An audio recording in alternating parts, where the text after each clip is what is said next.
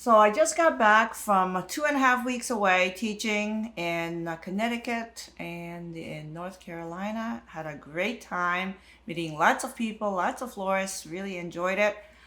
But I'm coming home to, there's a lot of questions that's starting to accumulate regarding some of the videos and some of the contents of the video. So decided that I'd be doing some Q&A, monthly Q&A of accumulated questions.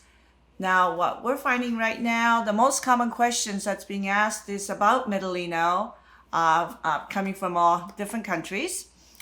So I'm going to sort of go through some of the few questions that are here. So I'm going to start with one of the most common questions that's been asked this past month.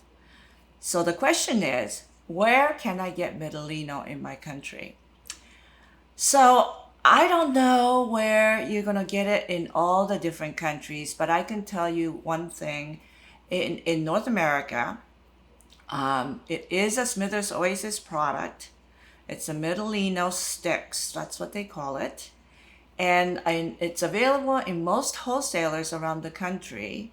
But if your wholesaler doesn't carry it, what I would suggest is to go to just Google Smithers Oasis, and perhaps you can just either contact them by email or by phone and see which wholesalers carry them in your area. I think that's probably the best way to get it. And then there are some individual questions. And the first question is from Betty Boo 5 days ago. She asks, Hitomi, can you please tell me what is Medellino? Medellino is a long, it's a certain length of fiber, plant fiber. And it really is Italian, I believe, for rattan. Rattan is an organic material and it's sort of harvested from the pith of a plant.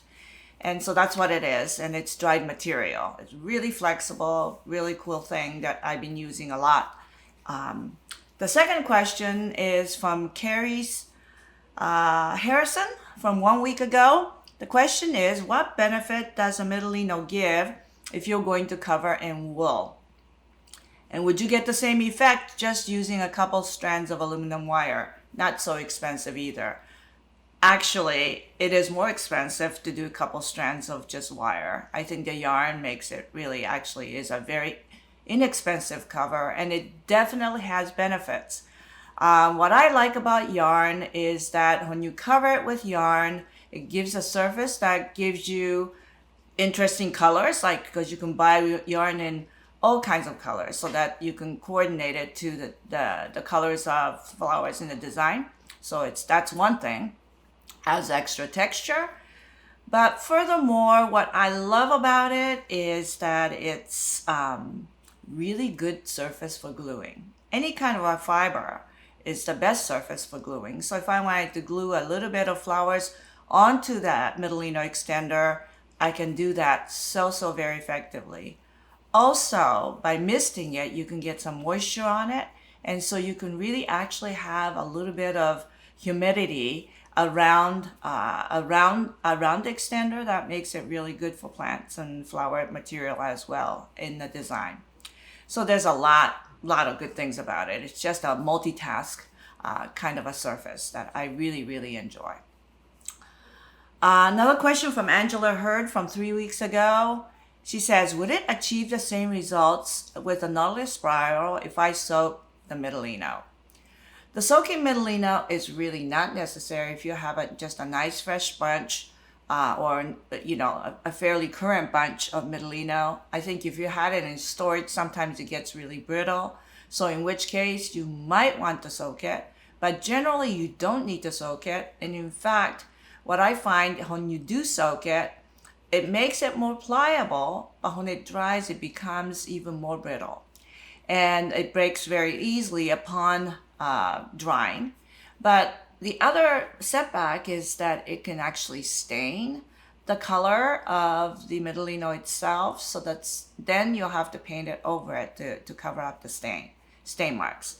So I prefer not to soak it, but sometimes you may have to if you've had old batch of Medellino that's really brittle.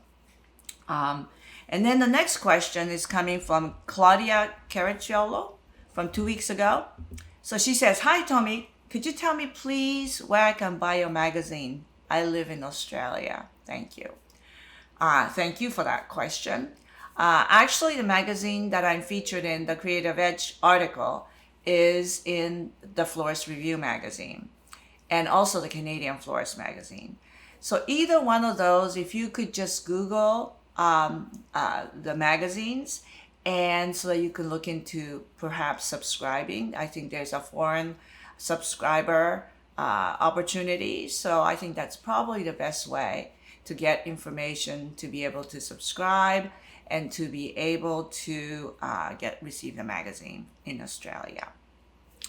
So what's coming up in October? This is another thing that I'm going to do during the Q&As, just give you a little heads up on what's going to happen over the next month upcoming.